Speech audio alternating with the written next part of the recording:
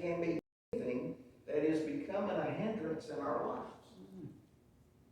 And what God tells me to fast may not be what He tells you to fast. So we're not talking about the law of God. We're talking about what God says we need. And I told you my own story of when I was hooked on talk radio. And boy, when I got up in the morning, the radio went on.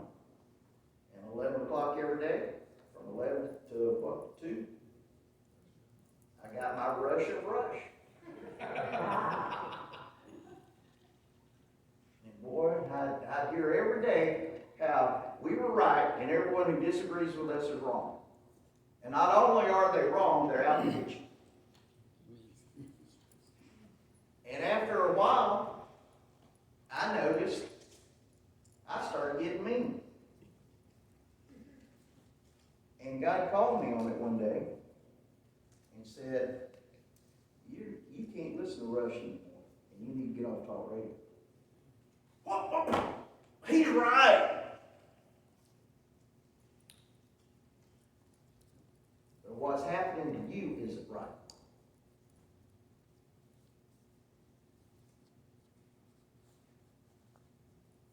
So it is. And God's got something for you. I'm not going to go around and say, I think the Lord's saying you need to give up such and such. That's not my job. That's the Holy Spirit's job.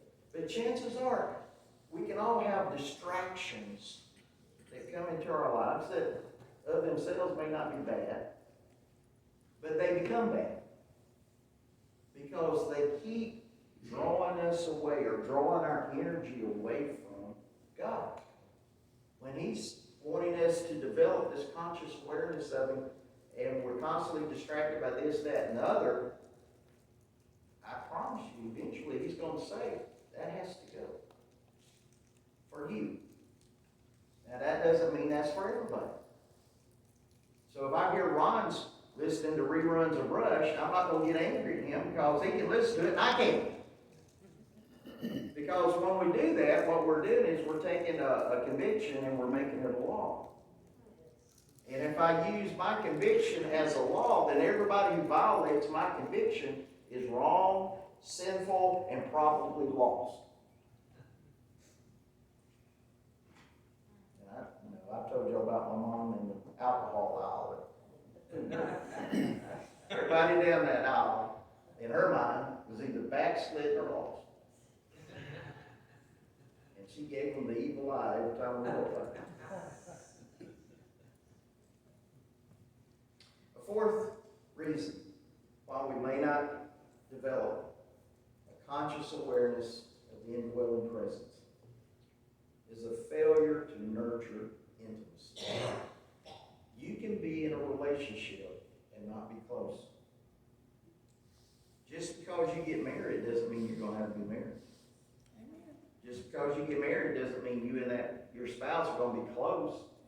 In fact, I know some people who are married and they don't really like each other. They just stay together for whatever the reason.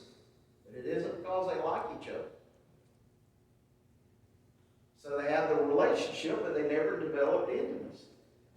God didn't save us so we could have a relationship without intimacy. He saved us.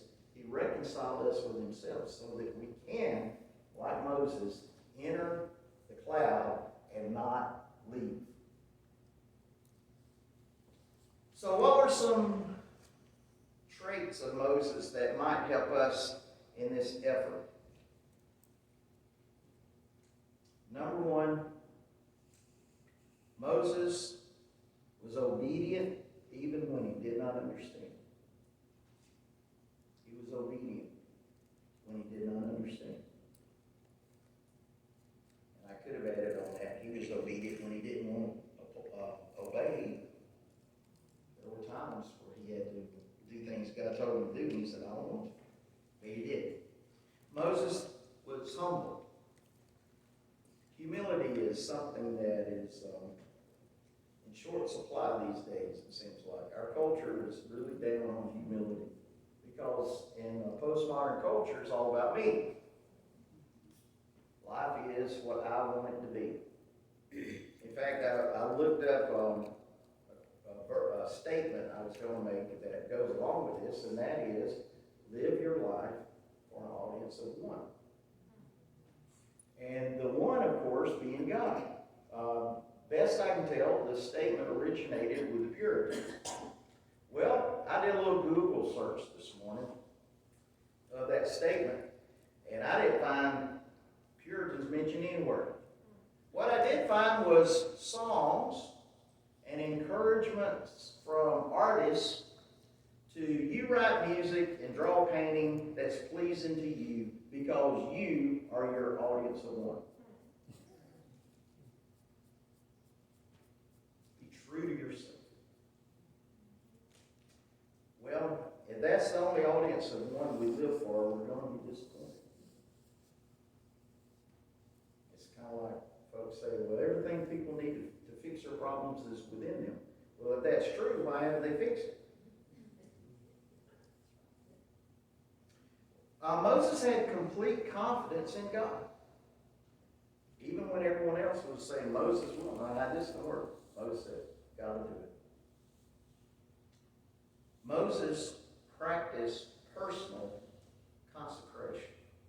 That is, he set his life apart to be holy, to be faithful to God. And it really didn't matter what anyone else thought about it. Can I tell you, we're in a day when that really applies. If you're really going to be someone who's faithful to God today, you're going to have to get to the place where the opinions of man matter not. Because if you just go along with the crowd, you're going to be out of faith. He persisted in faithfulness. And lastly, he was committed to the ways of God. And we find in Psalm 103:7 in this verse, God made known his ways to Moses, his deeds to the people of Israel. See, Moses understood God. The people only saw the spectacular things of God. What a difference. What a difference. Well, does this still work today? Like I said, we have the advantage over Moses in that we can live in the presence of God if we want, because he indwells us. It's just many times we lose our awareness of him. But he's there. Well, let me share a brief story. Nicholas Herman was born in France in 1611. He grew up in a poor family, seeing the military as a way to regular meals and a place to live. He joined the French army and spent the next 18 years as a soldier. He was discharged after being wounded, and Nicholas drifted between jobs trying to find his way. Then one winter day, Nicholas came upon a barren tree. No leaves, no fruit. The tree stood there as if awaiting spring and summer to return. Nicholas saw himself in that tree. He felt dead on the inside. Then suddenly he had a revelation of the grace and love of God. He recognized the sovereignty and providence of God, for though the tree may seem dead now, spring and summer would come, and the tree would be reborn. Just as the tree had a new season of life and growth, perhaps God had a new season of life and growth for him too. At that moment, Nicholas experienced what he termed the fact of God. And a love for God was birthed within him that remained for the rest of his life. Following this event, Nicholas' spiritual journey led into a monastery in Paris. Upon entering the seminary, Nicholas took a new name, Brother Lawrence of the Resurrection. He lived in that monastery until his death at the age of 80. Lawrence chose not to pursue the position of a professional monk or priest. Instead, he spent 30 years serving as a lay monk and working in the monastery kitchen as a cook. The monastery was known for the monks not wearing shoes. Lawrence learned to repair shoes for the nearby villages to bring income into the monastery, though he did not wear shoes either. In his later years, Lawrence began to go blind, and as a result, he was released from his kitchen duties, which allowed him to spend more time doing what he described as practicing the presence of God. Over those years in the monastery, Brother Lawrence learned to cultivate communion with God as he went through his everyday duties in the kitchen. He came to view every task, whether cooking, washing pots, ministering to villagers, or participating in church worship, as a way of expressing God's love. Lawrence wrote, "We can do little things for God. I can turn the cake that is frying in the pan for love of Him. And that done, if there is nothing else to call me, I prostrate myself in worship before Him, who has given me grace to work. Afterwards, I rise happier than a king. It is enough for me to pick up but a straw from the ground for the love of God." Lawrence understood that the attitude and motivation of the heart were ways to constantly experience the fullness of God's presence. He said, men invent ways and methods of coming to God's love. They learn rules and set up devices to remind them of that love, and it seems like a world of trouble to bring oneself into the consciousness of God's presence. Yet, it might be so simple. Is it not quicker and easier just to do our common business wholly for the love of Him? Every aspect of life. Brother Lawrence wrote extensively over his time in the monastery about his discovery of daily communion with God while accomplishing mundane tasks. He wrote, "I began to live as if there was no one save God and me in the world." What was the evidence that Brother Lawrence was on the mark? His life demonstrated the fruits of the Spirit to the point that the villagers came to him for prayers and guidance. He showed genuine humility, joy, and peace. In short, he demonstrated the fruits of the Spirit and became a popular source for prayer and spiritual guidance by those in the community. A series of interviews occurred late in Lawrence's life to collect his wisdom on a series of topics relevant to Christian practices. Most notably, Lawrence bridged an all-important gap by doing away with the popular idea that life had a spiritual part and a natural part, and the two do not overlap. Instead, Lawrence demonstrated there is no such division. Think often on God by day, by night, in your business, and even in your diversions. He is always near you and with you. Leave Him not alone. In 1691, Brother Lawrence passed away. The content of the interviews and some of his other writings were published in a book you can still buy today that's titled "Practice in His Presence." And in that book you'll find this quote, that we should establish ourselves in a sense of God's presence by continually conversing with Him. That it was a shameful thing to quit his conversation, to think of trifles and fooleries. What does all this mean? It means this. God saved us from more than trying real hard to fight against temptation and sin, and trying to be a good person, trying to be a good American, go to church when we can, at least communion, and all that other kind of stuff. God saved us to make us a temple for His Spirit to dwell in. and it's a temple he's not going to leave. If we don't sense that, the problem's not on his side. It's on ours.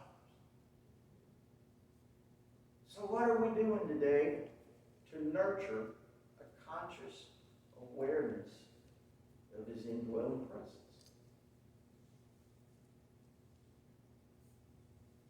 We don't have to pray him in. He's already here. So, and as you see in Brother Lawrence's life, and as you can see throughout church history, when people learn to develop that conscious awareness of the indwelling presence of God, one of the things that came out of that was the fruit of the Spirit was produced. And see, that's what people are looking for today. I'm telling you, anybody that tells you, boy, the church, we're coming back, we're taking over this, they do not know what they're talking about. Just this week, Gallup released a poll. 50% of Americans are okay with abortion now. That's the highest number ever polled. 70% of Republicans or conservatives are okay with same-sex marriage. Now tell me where we are. Now, I know we have big churches.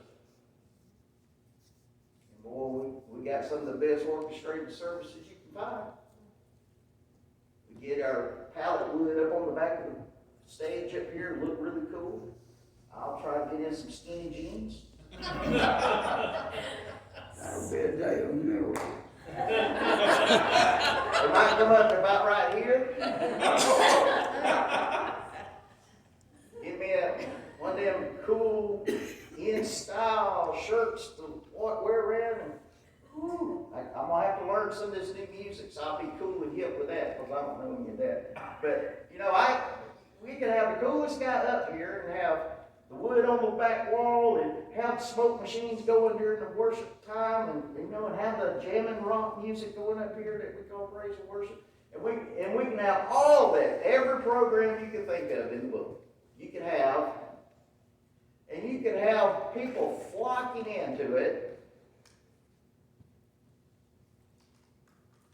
which we do in this country. But what's the net result? We're losing culture. While patting ourselves on the back about our attendance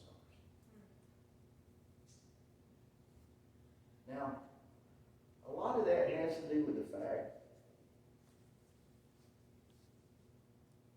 too many Christians are not cultivating their conscious awareness of the indwelling presence of God.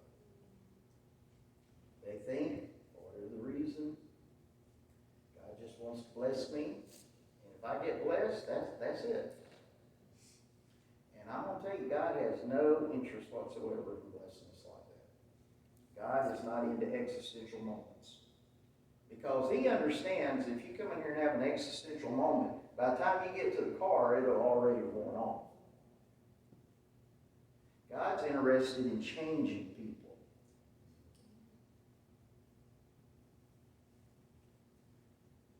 So you want to be like Phoebe?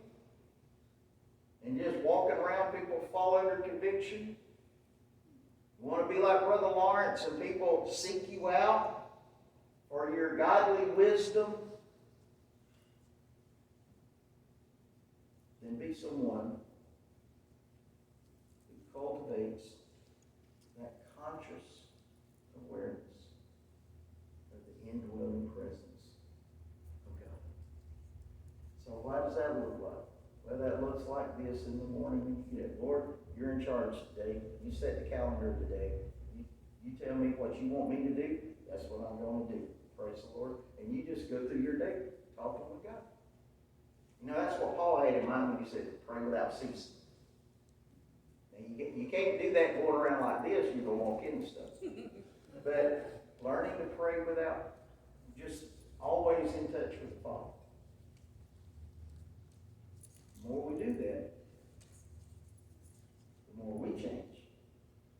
And the more we change, the more people around us change. That's what makes a difference. Having cool services makes no difference whatsoever.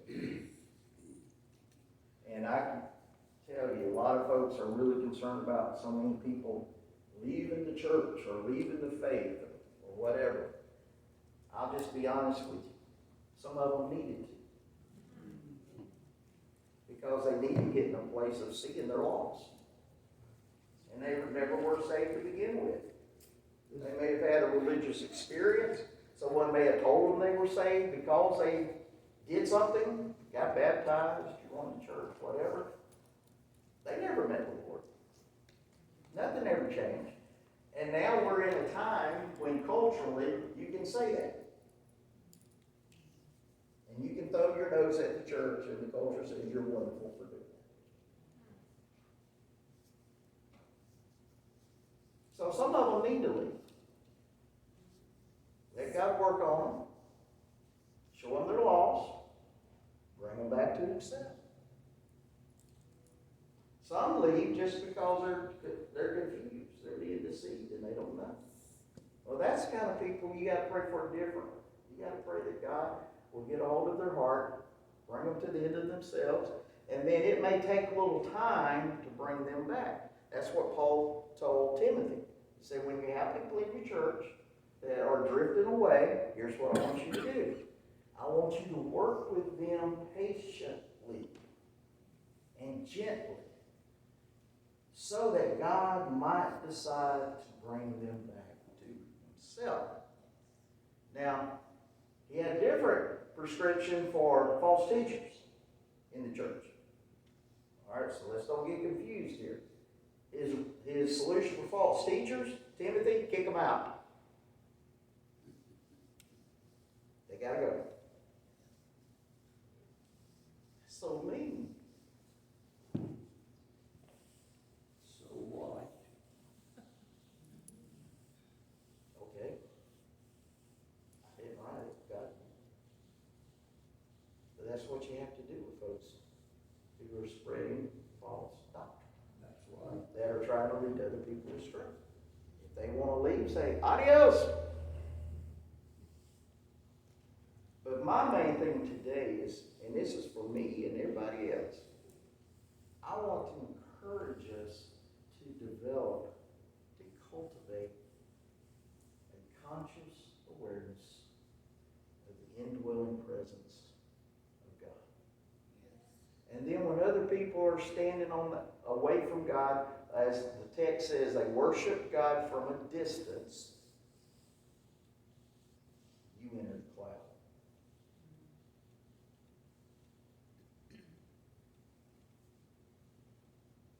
Again, we got the advantage over Moses.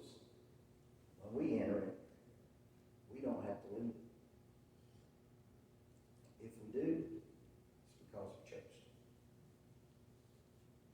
Father, I thank you for today. I thank you, Lord, that you have given us the opportunity to do like Moses and to enter into that cloud of your presence. And you've given us that opportunity because it's within us. That you indwell every believer. And Lord, I pray for all of us, if lately it seems like you're 1,000 miles away and we're not seeing a whole lot of fruit, that you'll help us to see the importance of cultivating a conscious awareness of your indwelling presence.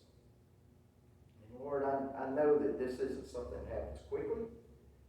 It is something that takes some time, it takes some discipline, but I also know it works. And I thank you, Lord, that we have proof from history that it works. So, Lord, may it be said of us that we are people who practice the presence of God. Amen. In every part of life, may it be so. In Jesus' name, amen. Don't forget forget, Wednesday night, we're gonna eat at 6:30, and then Miss Judy will share what's going on with Wild